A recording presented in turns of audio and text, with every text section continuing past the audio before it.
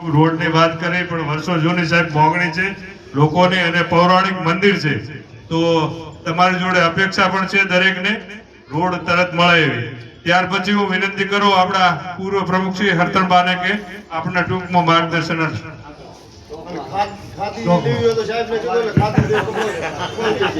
આપણા આમ તો સાહેબ પણ આપણા બધા જવાનિયા તો બધા ભાઈ સરદાર ઠાકોર સાહેબ અને ખૂબ મોટું મત કરી અને આ ગામમાં ખૂબ સારું રહે એ માટે આખા ગામને ભેગો કરી અને બિરેડ કર્યું એનો જશ મોટો લીધો એવો આપણા બાપુ ભૂપેશભાઈ બાપુ આ ગામનો જે મોપ કહેવાય અને 18 આલમમાં નાના મોટો ટાપો કરે સરપંચ એવા આપણા ગંગારામભાઈ પીરુભા બાપુ રામભાઈ અને અમારી સમાજના જાર સોટણી આવી તારથી હરખો આખો તાલુકામાં દોડે છે એવા મારા વેલાભાઈ સાથી મિત્ર.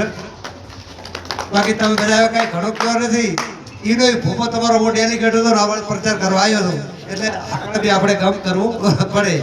બાપુ સાહેબ એક બાપુએ વાત કરી ખૂબ સારી વાત છે.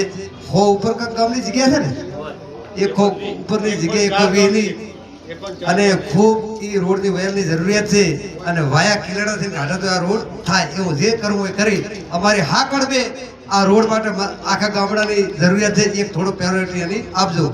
ગંગારામભાઈ એક હાથે વાવવું એક હાથે લેવું એક હાથે દેવું એટલે હારામાં હારી પેટીઓ કાઢો રોડ માતાજી આપણે ગમે એમ કરી આપણે બધા ઉઘાડી કરશે.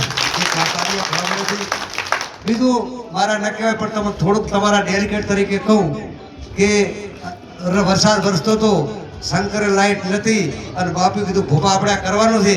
પછી ગઢવી સાહેબ હતા પાલનપુરથી અમે લાયા રાતે ટ્રેક્ટર લઈ શંકરે જે 13 લાખનો લાઈટ આલી બાપુ પાકી જે તે ટાઈમે એવું ને હાકર બે કામ કરશે અને જ્યાં નાના મોટી મારી જરૂર પડે એ બાપુ મને કીધું પક્ષ માટે અડધી રાતે આ 4 દાડામાં અમારી ગમે તે ગામમાં દોડવાની તૈયારી ભારત માતાની.